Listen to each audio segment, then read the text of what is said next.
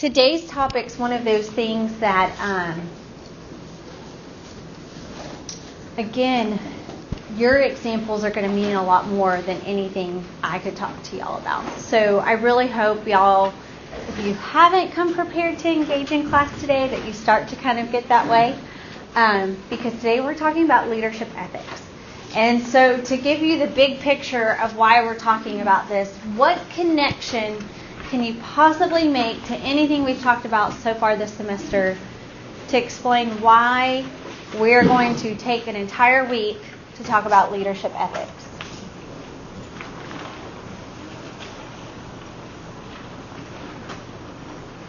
Where does it connect with the theories we've talked about so far?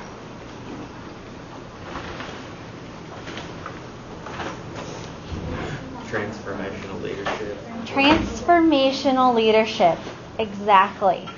So we completely shifted into this brand new paradigm of leadership theories right there at the end of the last unit.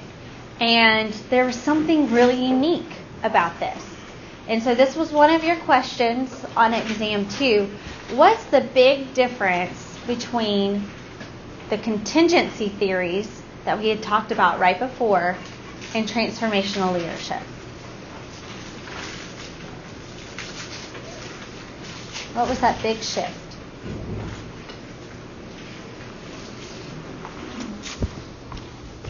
Was it adapting and thinking?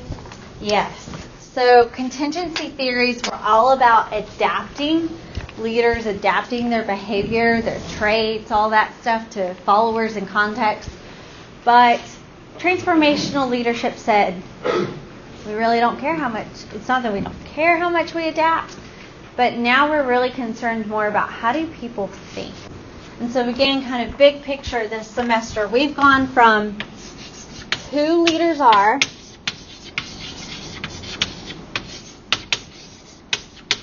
to what? What was next? We talked about who leaders are, What leaders do? what they can do, and then what was next? What they actually do, to then how they, Catherine just said it, adapt. And now we're at this idea of how do they think. And so again, if you're wanting to kind of make some points here, we've got trait theory, we had all of our styles, we had behavior, and then we had contingency, which was behavior plus followers plus context. And so when we say now that, okay, it's fine if we want to identify effective traits of leaders. It's fine if we want to identify effective behaviors. But why is that not cutting it? Why is just focusing on traits, behaviors, even focusing on context, just not cutting it right now with leadership?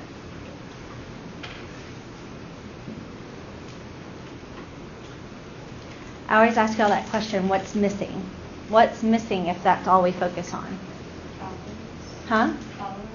Followers. Well, we kind of bring followers in with contingency theory.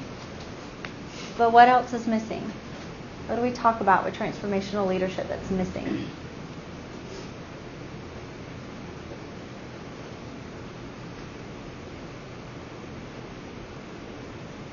There's no right or wrong. There's no right or wrong. So what does transformational leadership theory challenge us? Challenge us to do? That leadership is positive. Leadership's positive. So we had this idea, right, that you could be a transformational leader or a pseudo-transformational leader, right? You can inspire change, you can inspire transformation, but if it's not for a positive way, did we say that that was truly transformational leadership?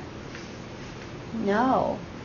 So how do we know if something's positive or not?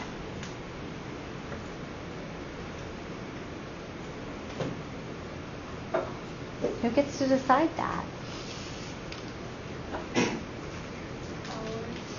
Followers.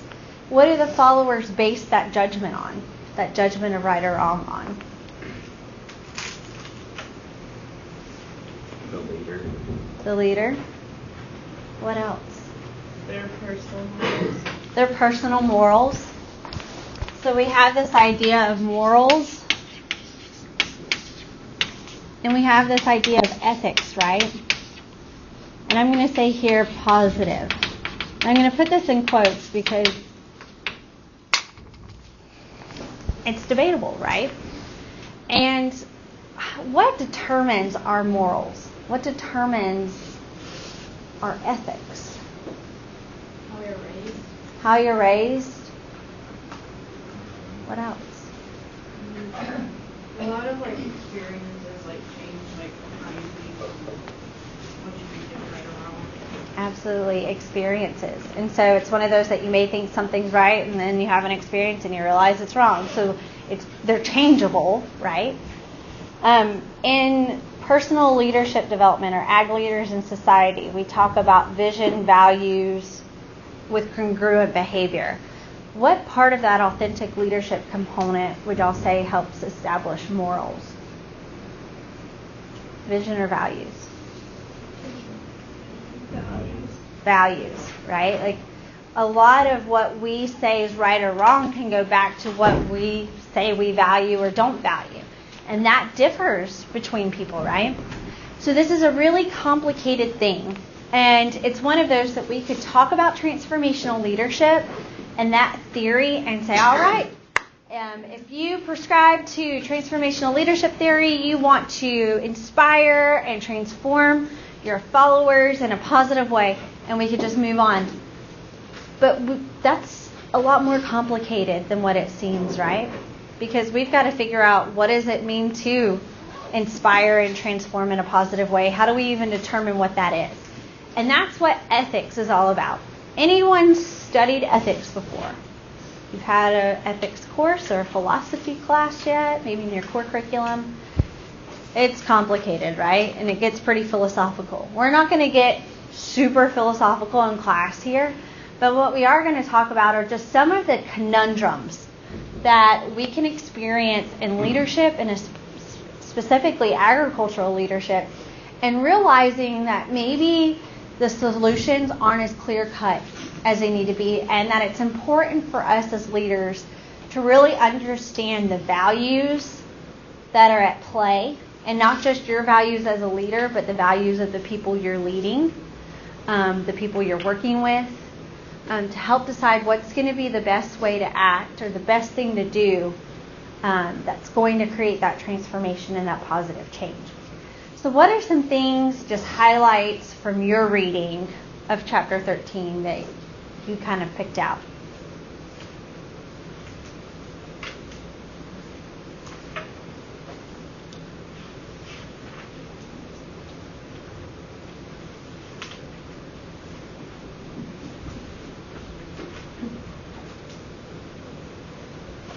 I thought the stages in moral development was kind of interesting, like how like you could think about it like with a child, like when they're younger it's more like obedience based, then as you get older it's more like how you think.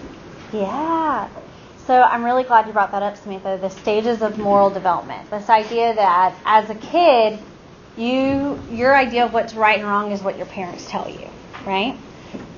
Have any of y'all, while you've been in college, you're kind of starting to question maybe some things your parents told you were right and wrong?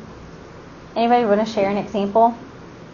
Again, the more we share relevant examples, the more this is going to help make sense. The light inside the car, they said if I turn it on, it was illegal.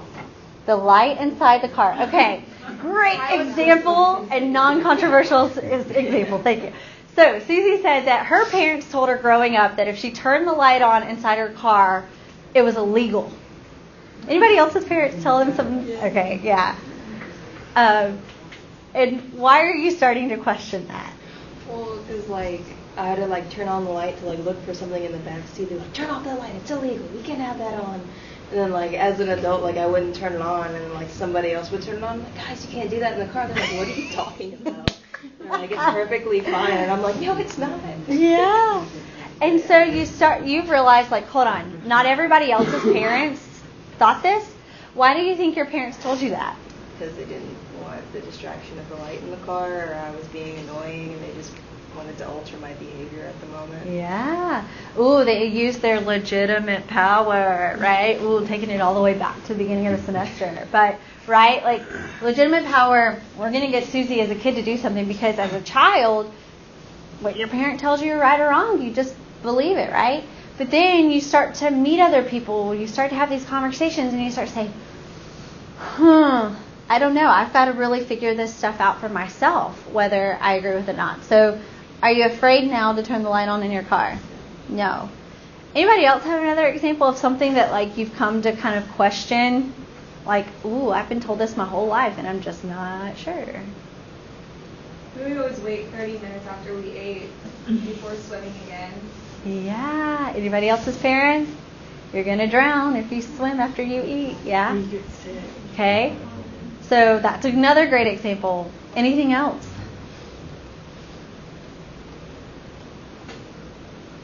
This is kind of dumb. My dad always told me like spaghetti and like no put mix if I did them together, which I never had an issue with. So you don't eat those things together. Yeah. What else? Any other just like silly thing that your parents told you that now you're like, I don't know. Santa Claus. Oh, don't ruin it. Sorry. No. Yeah, but I mean, that's part of moral development. It's a tedious process and it can be a little uncomfortable, but it is a natural part of life, and it's what helps us kind of reaffirm our values sometimes, but also kind of see where we can adapt and change. And that growth and maturity is a really good thing. The reason why this can be so complicated is that as adults, we all reach different conclusions about what we think is right and wrong. Can y'all think of any examples, and they don't necessarily have to be ag-related, and they can be as big or little as you think of, some ethical dilemmas going on right now? Maybe in the state of Oklahoma, maybe in the United States.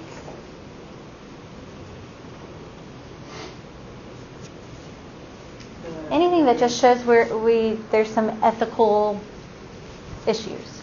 Like immigrant riots that are going on. The immigrant. So has anybody been paying attention to the news like in the past 2 days? Y'all are voters. How many of y'all are? Everybody's over 18, right? Do y'all vote? Please, for the love of God, start watching the news before you vote. Be informed. But the reason for that is like there's huge issues right now going on. We have some folks out of Honduras that, I mean, there's some major issues going on, and they're walking here to try to get refuge. And do you think that there's a huge ethical debate going on with that right now? Yes, and I'm talking about like this is the past 48 hours. It's like thousands. Thousands of Not people. just like 500. I think it's close to 20 or 30,000. Yeah, They're like walking here? yeah, From South America? yeah, like they're in Mexico right now. And they're coming to Oklahoma specifically? No, but the United States, like they're seeking refuge. They're seeking refuge. So confused. They're seeking refuge, and so there's a lot of just a lot going on. There's, I listened to an interesting podcast yesterday that talked about it, about what's, do we let them, like, is it that we let anyone come in and we give them solace and help them, or is the bigger issue that we need to be providing more foreign aid to help? Because do you think most people leave where they live because they want to? Like, don't you think most people want to live where they're from? Usually it's something pretty extreme making people get up and leave, right? What's going on, I wonder? Drugs. I mean, just like a very corrupt government, major issues, people being murdered. A lot of Central America is having major issues with it. So it's taking a lot for people to completely uproot their families. So rather than just taking people in, someone argued, well, shouldn't we be more proactive in trying to provide foreign aid to help these countries do what they need to do to make their country a better place for people to live? There's so many sides to the argument, and it's really convoluted about what's right or wrong. Can y'all think of something else that's happened recently that's an ethical issue? Having any like political ads on TV, like some of them are fine, but then other ones like just damaging to people's characters and like I don't know, like why not just run a clean campaign? Yeah. Is it ethical to just completely beat down your opponent? That's a good one. I don't know if this is an example or not, but I'll give it a try. Like school shootings and whether teachers should have guns on them or not. Yep. That's a fantastic one. What's the right thing? Very different opinions to that, right? What you think? There's a new movie that came out on Friday. It's called The Hate You Give. Yeah. And it is like, I don't even know. Everybody that's not involved in this, I mean, crazy to think that happens, but we don't think about it. It's just like for some reason, for like me coming to surface, it's insane. But Yeah. whatever Is it a you call Netflix that. movie? Huh? Is it a Netflix movie? No, it's based off of a book, but it's a movie out in theaters, The Hate You Give, and it's essentially very much about racial violence and what's going on and the biases that we have. It's supposed to be. Did you see it already? No, not yet. But there's a TV show on Netflix called 7 Seconds, and it's practically Yeah. the same thing. It's so good, but it's just something that I didn't know about until Yeah. now. Yeah. Any other ethical issues? I think there are a lot just like in like government issues, like pro-life or like any of that type of stuff. Like there are so many that go through our government that are just totally like ethical, and like you can tell the way like the states vote that the ethics in our like states all change. Mm-hmm. So. Yeah, definitely shifting. And it's tough because we do make these very big, hasty generalizations about political parties and about their ethics and assume that, okay, if you subscribe to that party, you must have those same. But do you think there's even nuances within the parties about ethics? Absolutely. Again, just kind of another one. If you haven't been thinking about it, we won't talk, big on it, but just an example is, okay, the Kavanaugh hearings and him being appointed to the Supreme Court. Do y'all think that caused a major ethical conversation? What was the ethical conversation at hand with his appointment as a Supreme Court justice?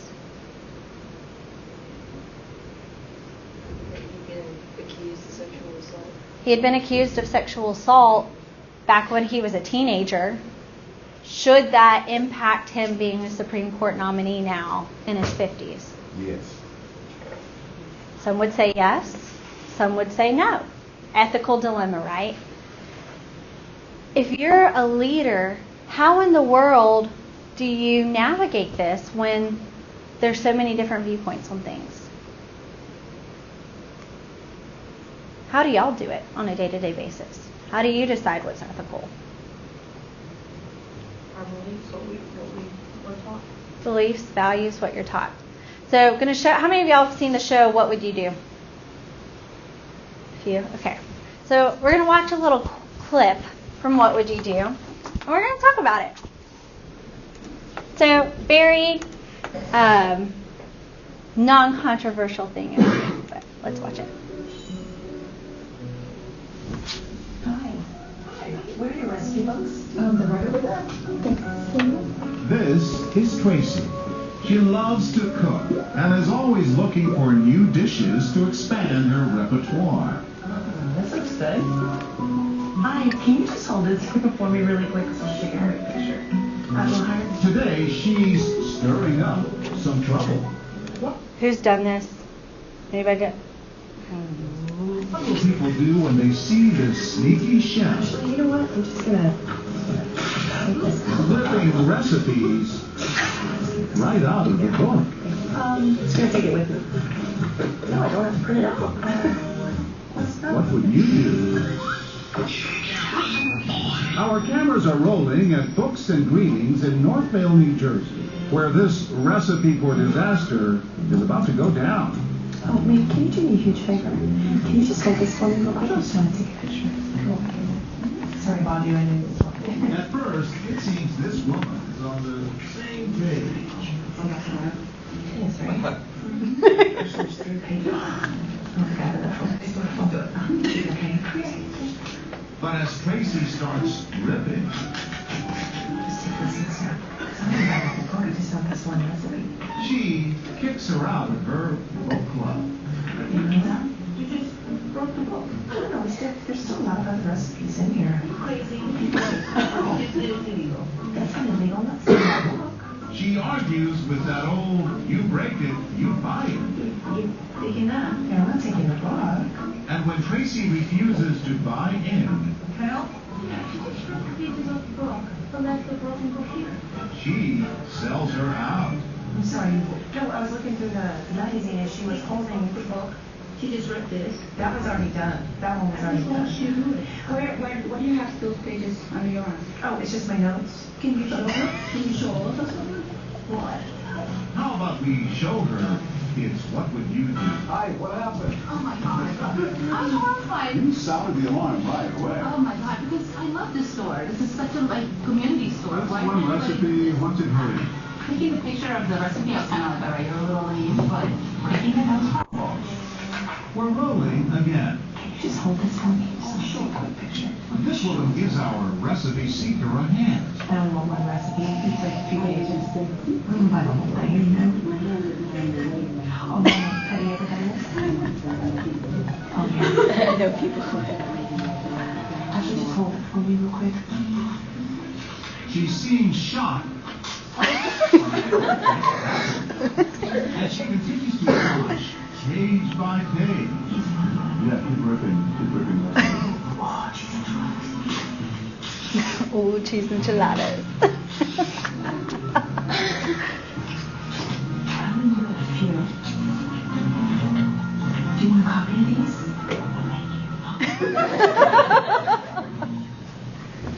Does it bother you that I did it? Some nervous laughter. Here, hold these for me for a second. Let me see if I can put it in. Oh, see, just hide it. She looks uncomfortable, I think that's it. but she never stops her. Why not? Hi, how are you? I'm John. I know who You were in a tough position there, huh? I didn't feel right about it. Yeah, I could see the look in your face. Taking a picture was one thing, right? And then she rips it out. It was a tough position. You covered for her. I shouldn't have, though. I didn't know what to do. Oh, it's a sick page. Throughout the day, we see different reactions to our book vandal.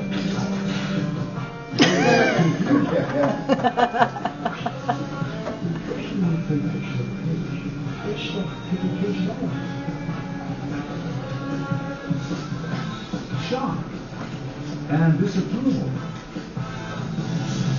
And then along comes this man. Somehow I feel like an accomplice. Oh, no. You're fine. Thank you. I'm just going to take the page. He can't believe his eyes and quickly leaves the store. But on his way out, he alerts the manager. That girl is looking for something. She is? Before he drives away, Ready? How you doing, sir? He's like, I don't want to be on camera no more. I know the owner of the store, you know. Did you hear her rip out the page? Yes, I did. I said, whoa, that's not right. It's a mom and pop shop, right? Yeah, there's so many big stores and online, and they're still selling books, and you got to support the local stores. but this last customer, in our book, she's a bestseller.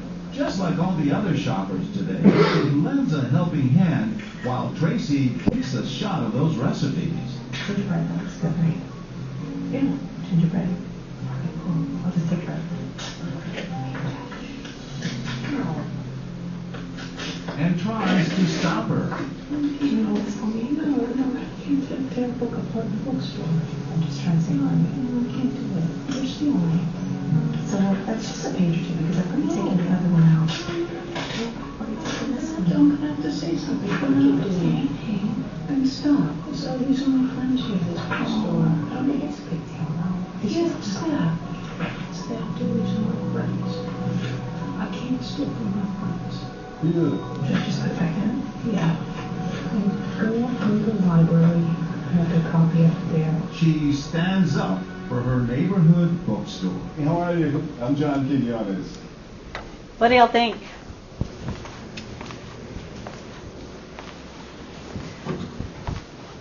So raise your hand again. How many of y'all have taken a picture of something and not bought it? So I was kind of convicted by this video because when I was traveling in North Carolina a couple weeks ago, we went to Barnes & Noble, and there were 2 really good books. And I was like, oh, I really want to read these. And then I turned over and saw the price. So what did I do?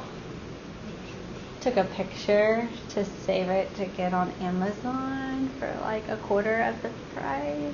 I think that's different though. You're not actually taking pictures of content. And I've totally taken pictures of a recipe before out of a magazine. I've totally done that. Like, been standing in line at the grocery store waiting, and I see something, I'm like, and then I put the magazine up. But like taking a picture of it, like 90% of these recipes are more than likely found online through Google. So if you just take a picture, especially off like a magazine, like you could have screenshot that. So do y'all think there's a difference between her taking the picture and ripping it out of the book? Yes. Why? Because I think it's the Value same. of the book one way. Huh? She's lessening the value of the book the other way because she's damaging it. Oh, so she's destroying it. Yeah. But and she's physically taking it with her out of the store. It's like going and buying a dozen roses and stealing 2 of them. No one's going to go buy this set of roses again. They're going to sell the shop and milk, and that would be wasted. by her though taking just a picture of the recipe, what's the repercussions of that? Are there any consequences to that? Who is she affecting by just taking a picture? The author and publishers. The author and publisher. What are they missing out on? Her sale. Is there an ethical issue with that? Like, they did work, right? Do you want to do work and you get paid for it? Heck yeah. So do you want people stealing your stuff and taking a picture of it when that's something that you charge money for? No. I mean, so there's always somebody at the end of our decisions being affected, right? But how do we decide who's worth affecting and who's not? I think a lot of people decide if like it's worth affecting if they don't think they'll see like sudden repercussions or any repercussions at all. Like if you were just to take a picture in like a bookstore, like you're not going to see the repercussions of that. But like as a photographer, I see people like screenshot my stuff with a watermark on it and post it, and like I see that and I'm like, oh wow, that's my picture, but you don't want to pay $10 or $20 to actually have the watermark, which it looks dumb on their part. And like I know a lot of like there's been a lot of controversy, like especially with like the livestock photographers just seeing their posts all over without people buying stuff. Yeah. So it's different when it's you, but the further we are away from whoever it's affecting, it's easier not to think about, right? So that's kind of where we get the basis for what we're going to focus on with ethical leadership today. So in the book, and like I said, there's a ton of PowerPoints here, but or slides. I really want to focus on these main ones. And it's this idea that when we talk about ethical theory, it's these rules, these principles that are helping us establish what's right and wrong. But it's usually based off of two things. It's based off of either what we think someone's conduct should be. And so conduct is what they do, right? What people do. You either establish what you think is ethical based off of what you think people should do, or it's based off of character, these virtue-based focuses, so who people are. So it may be something that you've never thought about before, but usually all of us have a particular approach to ethics and what we decide is right and wrong. And we're either very conduct-focused or we're very character-focused. How would y'all describe the difference between those two things? So let's go to that example, the video. Were we concerned, what made us decide what she was doing was right or wrong? Her conduct or her character? Her conduct. What was the conduct that she was doing that we thought was unethical? Ripping out the pages. Think about that very last lady, the one who was willing to be like, no, this isn't right. Was her sense of ethics conduct or character based? Why would y'all say character? She was using like personal examples as to why not to do it. Yeah, what her reasons for not doing it were personal examples. What were the examples she used? These are my friends. Don't steal from my friends. You wouldn't steal from your friends. More character-based, right? So we've got to realize that people approach things from those two different perspectives. And ethical theories, we're not going to talk about like specific ethical theories because this is not a philosophy class, but this is really the big picture thing that y'all need to get from chapter 13. And it's this idea that we have this concern for self-interest that competes with our interest of others. Would y'all agree with that? That day in and day out, the decisions that we make, we're having to choose. Do we make a decision that's better for us, or do we make a decision that's better for other people? Do y'all think leaders deal with this on a daily basis? Yes. Are y'all starting to see why ethics is such an important part to leadership? We can't just bypass it and pretend like it doesn't matter. How much we involve followers in decision making. Do y'all think that's an ethical issue sometimes? Yeah, because you're choosing whether to put your followers' interest above your self-interest. It's a lot easier to make decisions yourself if all you care about is yourself, right? And we have really three main areas. We have this idea of ethical egoism, utilitarianism, and altruism. Can anybody kind of paraphrase for me what you remember ethical egoism being about? And you can probably infer by looking at the chart what you think it is. Everything's based on you. Yeah. You are going to make a decision about what is right based on what is right for you and you only. High concern for self-interest, right? So let's do like a generic scenario. All right, your friends, y'all are trying to decide what to do for spring break. We've had a spring break example in here before. According to ethical egoism, where would you go? How would you make the decision? You go to the beach. Instead of doing to like. Just do what you want to do. Yeah. You just do what you would want to do. Any of y'all have friends? Not calling anybody out, but like you can think of someone who's just going to make a decision for everybody, and you're like, "Whoa, hold on, that's where you want to go." Nobody else said that they wanted to do that, but they're usually motivated for themselves, right? Then we have this idea. We're going to go to the opposite end of the spectrum. Altruism. What is altruism?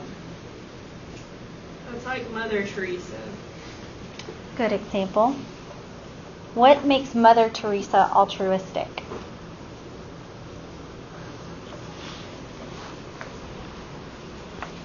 She gives for others without really concern about what benefit it's going to give her. Yeah. She gives and does for others regardless of what benefit it has for her. So people who make altruistic ethical decisions are deciding to do what's best for everyone else regardless of how it's going to impact them. Okay? Can y'all think of an example of someone who you would say makes altruistic ethical decisions? Like moms or grandmas do a lot of times. Yeah. Moms and grandmas, they tend to do a lot. Yeah. Going back to our spring break example. You and your friends are wanting to go to spring break. How would you make an ethical, altruistic decision? What would you do? Like pass a vote or something. Like see, like if there's 8 people going, everyone puts an example like that or something. Yeah. Maybe see what everyone's budget is. How much can they afford? And then decide where to go based on what's going to fit everyone's budget, so you're not putting anybody else out. Even if it's not where you want to go, it's not ideal. You really wanted to go to the beach, but hey, we'll just go to Grand Lake instead. Very much what's going to be best for everybody else and not for you. Compromising. And I would even say it's more than just compromising. It's completely saying like my needs and my wants really aren't part of the conversation. I'm here to do whatever it is y'all want to do. Okay? What's utilitarianism then? This middle ground. How would y'all describe it? I think that's the compromise part. Yeah. This is the compromise. And the best way to describe it is what's best for the most people. So we have ethical egoism. That's what's best for me. And we have altruism. That's what's best for everyone else. And then utilitarianism, which is what's best for the most people. Give me some pros and cons about utilitarianism when it comes to ethical dilemmas. If we're going to base our ethical decisions off of utilitarianism, why is that a good thing? More people are happy and satisfied. More people are happy and satisfied.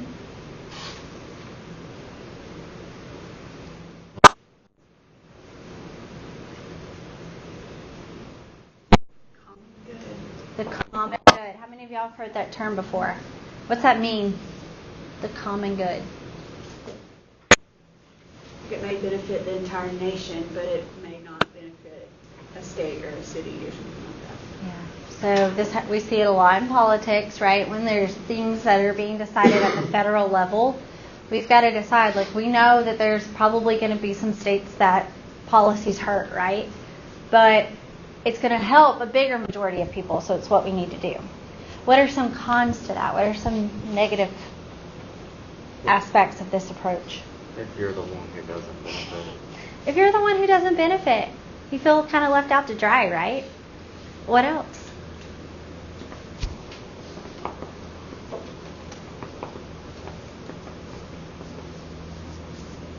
What are some other criticisms of that? Like with that one, it would be like hard to win everyone over in a way. Yeah. Someone's always going to be unhappy.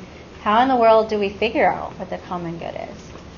So what's an example y'all can think of where you faced an ethical dilemma and you approached it in a utilitarian way? And kind of tell us why you think that's the decision you make. You did what you felt like was best for the most people.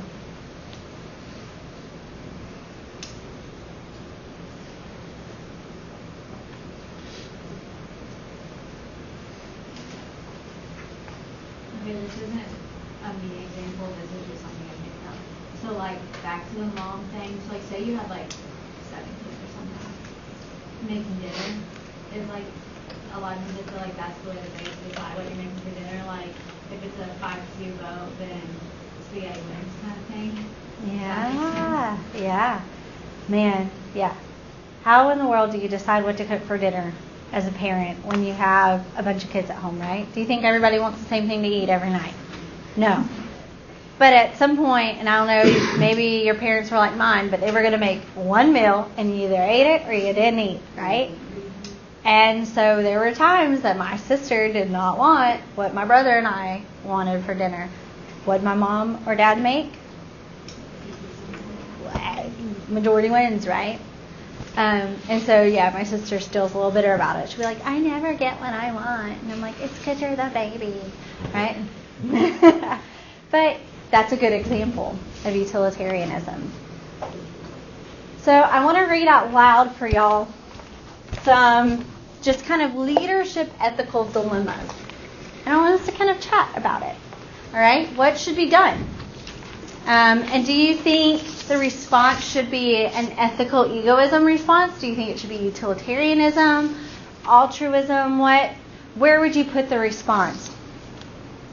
You're reviewing the results of an employee survey and accidentally discover a way to see individual responses and comments. Do you keep reading or do you report the problem? Maybe I should have said, instead of an employee survey, I said student evaluations. Those are all anonymous. We never see who says whatever. But you're reading an employee survey and it's supposed to be anonymous, but then you realize that you can actually dig into the survey and find out who said what. Do you keep reading, or do you report that you're able to do this and let them fix it? I would keep reading them reports. I keep reading them report. Keep reading the report, but would you look at, so you wouldn't tell anybody? No. Why? Because you gotta backfire. You're going to confess that you know what they know, or at least Huh? I said, then you have to confess what you did wrong. Like, you really invaded some kind of personal space. So it's like, doing the ethics of really, the way what you did. Okay. So hang on to that thought. You said tell. Just report it. So why are you not concerned about the backlash of people finding out that you saw this? Well, I didn't read it. I just found a way to do it. I didn't invade their privacy if I continued to read. It's not like you kept digging. Yeah. Okay. Think about, again, let's go back to the beginning of class. I think about y'all's definitions of good leaders. What's one of the things that y'all said y'all liked to y'all was a good leader? Honest. I'm going to just let that one sink in. Okay. Oh, here's a good one. You're traveling in Elbonia on business. Anybody know where that is? No. Me neither. When you're invited to a feast by shepherds, you're given the sheep's eyeball, the greatest delicacy. To refuse it is the greatest insult. Everybody's watching you. Do you gulp it down? It's like an oyster, don't you? Just go. Yeah. Why wouldn't you eat it? Why wouldn't you eat it? What do y'all say? No. Eat it? I wouldn't eat it. You wouldn't eat it? Why not? I just probably the taste or like the Huh? flavor. Would you eat the eyeball, the delicacy of Elbonia? Like it's an honor to get it, basically. If you refuse to eat it, you're insulting people. Dominique's like, give me 2. I want 2. Okay, so why is that? So what type of decision? I feel like everybody's like, you eat it. You suck it up, Buttercup, and you eat it. What type of ethical decision is that? Why is that an altruistic? Because if you don't eat it, you're insulting an entire country. Yeah, you're doing what is better for everyone else. You were disgusted at the thought of eating a sheep's eyeball. But it is better for everybody else, so you suck it up and you eat it. Okay? Get one more.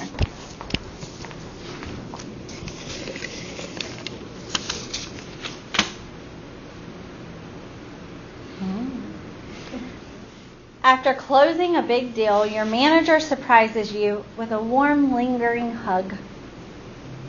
Do you tell your manager you're not comfortable with this?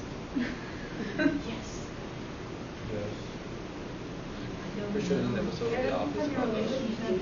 Depends on the relationship. What kind of lingering hug? Yeah. Like, is it just like a warm, good bear hug, or is it like... It's your manager. Just think about, does anybody in here have a manager that you want to have a long lingering hug with? Okay. So let's just establish any lingering hug with a manager is usually an awkward thing, right? Do you tell them that you're not comfortable with it? I feel like it's probably No. not going to continue happening. Like, it's not like a one-time thing. I think body language is more key to that, but I've never would speak up if I... Yeah, but what if you don't reject it so they think that that's fine, but then they keep doing other stuff? Yeah. Have y'all seen the episode of Friends where his boss keeps slapping Chandler on the butt? Yeah. It was okay. The same So situation. tell everybody else what kind of happens in that So episode. he thinks it's just like a one-time thing, like maybe an accident type thing. Well, it keeps happening over and over and over again. And he finally tells him that that's not okay. And his boss is really understanding and is like, oh, that's just how I show affection, okay. And he starts doing it to everybody else, and then Chandler kind of feels left out. So what would be an ethical egoism response to that dilemma? If you were to do what's best for you, what would you do? You tell them you're uncomfortable and really bring hugs. Okay. What's utilitarianism? Like, let it slide that one time. Like, it's okay. Like, if I do something really good and they hug me, like, it's okay, but, like, don't make it normal. Okay. What's an altruistic response? If it makes them happy, you're happy. If it makes yeah. Okay. So 3 different approaches. Let's do one more. These are kind of fun. I like them. These are kind of fun. Ooh, here's a good one. Here's a good one. Your manager congratulates you for a brilliant suggestion and hints at a promotion. But your employee really gave you the idea. Do you tell your manager? Yes. No. Why not? Tell me, why wouldn't you tell your manager? She doesn't gave me that. You gave me. You're just the conduit. Yeah, pass it on. So what kind of response is that? That's an ethical egoism, right? Because Dominique's saying, it's not my fault that my employee told me this, and I told my manager, and I'm getting the promotion. I know, but what if she steps up and says something and you get fired? I think, can we both I get wouldn't be in promotions? that situation That's what I because like from the beginning I would say, so-and-so suggested that we do this. I think that would work really well. It's their idea that you're the one that's going to actually spoke up for it. See, I've been in a position where I've been an employee and told like an idea and it actually gets made into an idea, but they get all the credit for it. And like had mentioned to like my boss, like, yeah, like that was totally my idea, and they're like, well, that's tough luck. Like you work for the company, your ideas are part of the company, no matter who presented them to us. No one's really getting anything out of it. So maybe let's think about what should the employee's response be then. So if you were the employee that you found out your idea was possibly going to give someone else a promotion, what would the ethical egoism response be? Yeah, you don't care who's going down with you. I'm telling them it's my idea. What's utilitarianism?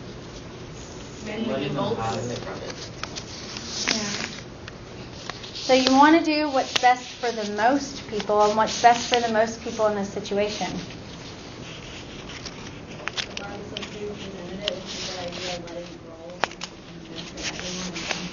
If it's a good idea, maybe just talk to the person who you told and say, dude, that really, or lady, that really bothered me that you did this. What's the altruistic thing to do? Good job on your promotion. I'm glad that helped you out, because at least the idea is getting done, right? This is going to happen a lot at work if it hasn't to you already. Just prepare yourself for it, and it really does make you think about your motives ultimately. I can tell y'all how many times I've had to sit and say, you know what, at the end of the day, people are benefiting from this, and it's okay that they never know it came out of my mouth. Sometimes, and I'm not saying that to say I'm always altruistic. Trust me, I'm not. I'm a pretty selfish person. But you do have to really think things through, because I tend to react a lot, and it's really easy for me to fly off the handle. So I have to talk myself off the ledge a lot in situations like that. So is there a way that we should always approach every ethical dilemma? Do we look at these 3 and say, we should always approach things from an ethical egoism standpoint, or we should always approach things from an altruistic standpoint? It depends, right? Totally depends on the situation. Dang it, we just made leadership even more complicated, right? Were y'all wanting a clear-cut answer of here's the best way to approach things? Yeah, but what you've got to realize, and what these ethical theories help us see, is that we've really got to think about, when we make decisions, who's going to be impacted. Okay? That's why we're in this whole new paradigm of leadership, where we don't even, it's not that we don't care about what you do or how you adapt, but we care about how you think. Are you thinking through the moral implications of what you're doing? Are you thinking about the people that's going to be affected? And when you're thinking about those things, how are you making that decision? Are you making the decision because, okay, I thought about the people it's going to affect, but I really just care about me? did you think about the people it's going to affect and decide that ultimately the best thing to do is to do what's best for the most people? Or are you going to decide, you know what, I'm going to do what's best for everybody else. Take me out of it, best for everybody else. Politics are a good place to see a lot of this, because when we make decisions about healthcare, when we make decisions about immigration, how do we decide? So do you think everybody makes decisions about what's best for the most people? Do you think everybody makes decisions about what's best for everybody else? No. I was telling y'all, I was listening to a podcast yesterday about the immigration stuff, and one of the ladies said something that I thought was really profound. She said that in this campaign cycle, you're seeing a lot of people start to say, you know, I'm representing, or, you know, I want to do what's best for the people that I represent in my district, regardless of what political party they're a part of. And this kind of the argument she was making is that used to, when politicians said that, it was just kind of like everybody says that, you know, like it didn't matter. Do y'all think that matters more today, in today's political climate? If you hear somebody say that, does that matter? I'm running regardless of what party people are part of. I want to represent the people I'm a part of. Why do y'all think we've seen a shift in politics where that matters more now? What's been kind of the stuff happening in the past 10, 15 years? We've kind of gotten sick of the political parties kind of bickering and literally not doing a dang thing. Yeah. I mean, the parties have become both parties have become pretty self-serving, right? And this person said that and one of the people, they just serve on like their city commission. It's not like they're a governor or in the House of Representatives or a senator, just a city commissioner. And they said, I've literally sat in meetings where people said, I want to make this decision because the people who gave me money, that's what they want. Do you think that happens? It's happening a lot more now. But it's changing this idea of, okay, are we ethical egoism, utilitarianism, altruistic? How are we making these decisions about what's right and wrong in our government policies, right? Leadership's a big part of that. And you may be saying, oh my gosh, what connection? When are we going to start tying this into ag? Well, first off, government policies, do they affect ag? Yes. Second, leaders of these government organizations, lawyers, all of that, their approach to ethics is going to impact what happens. And that's really kind of this next step that we're going into in this discussion. I'm going to pass out a case study to y'all. Everybody's going to get a copy of it. And in this case study, there's 2 articles. And the reason why there's 2 is there's 2 articles on the same thing. And so I want y'all to see, first off, how you can have one situation and you can have it looked at from 2 different ways. This is a true story. So it's pulled, one story is pulled from the USA Today, and then another story is pulled from Southwest Farm Press. Any of y'all hear about the big peanut butter dump case a couple years ago? What do you know about it? They all get contaminated. So there were some concerns about contamination with peanut butter. Was that Skippy? Well, there were issues with Skippy and Jif being contaminated, like truly, but this is kind of a different situation. Some peanut butter jars were just dumped in a landfill. What's y'all's first reaction to that? What a waste. Wasteful. Do you think somebody had a reason for doing it? Had to, right? That's what we're going to find out. We're going to find out who was involved in this. Why in the world did 1 million jars of peanut butter get dumped in a landfill? How? It makes me mad. I hate food waste. It makes me mad. But why did 1 million jars of peanut butter get dumped in a landfill? Who was involved? Who did it impact? And I'm going to pass these out, and I want y'all to start reading the 2 articles. But before you start reading, I want to give y'all some instructions. Okay?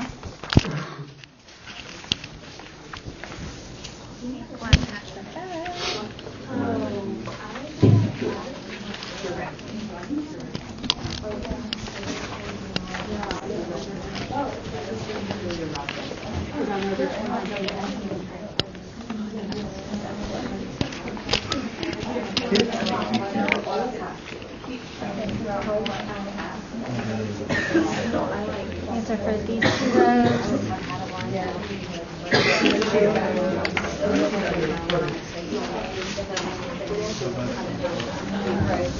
All right, so at the top of your article, we have a stakeholder written.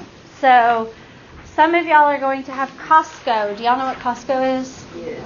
It's a wholesaler, so like a Sam's Club, Costco. Costco supermarkets. There should be another one. When did this happen? A couple years ago. So it's pretty recent. Yeah. Okay. Everybody have one? Everybody have one? So some people have Costco written. Some people have growers written. If you have growers written, who do you think your stakeholders are?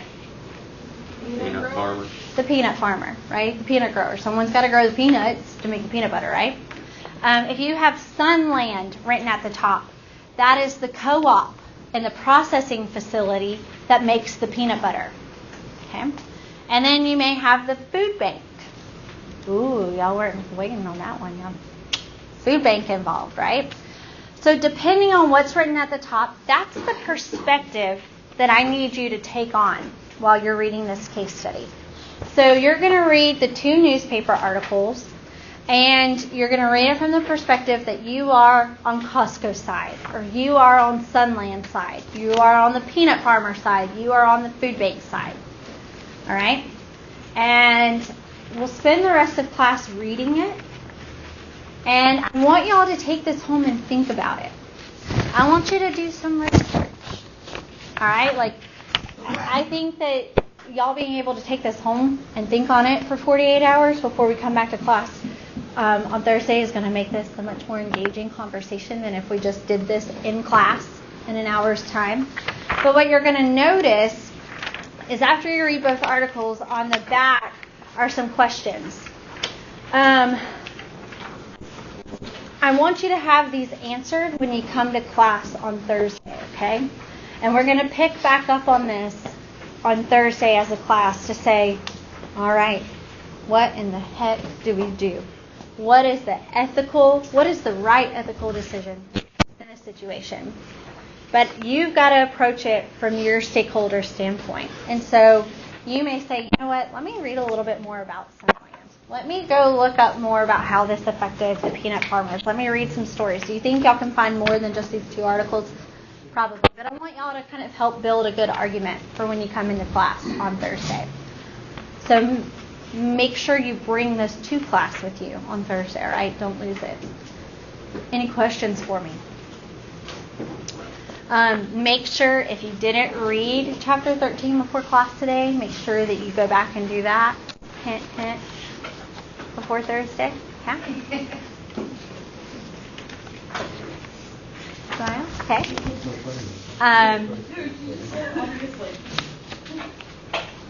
I do it a lot and y'all don't catch on it. But you want to read before Thursday. And then I will get these PowerPoint slides posted because we'll pick back up. We'll touch on a few more things that are in there. But again, this is kind of the big piece. And I want y'all to be thinking about this too. And I believe some of your discussion questions kind of hint at this. They're going to say from your stakeholder's perspective, what's the best decision for you? What's the best decision for others? What's that ultimately asking you to think about?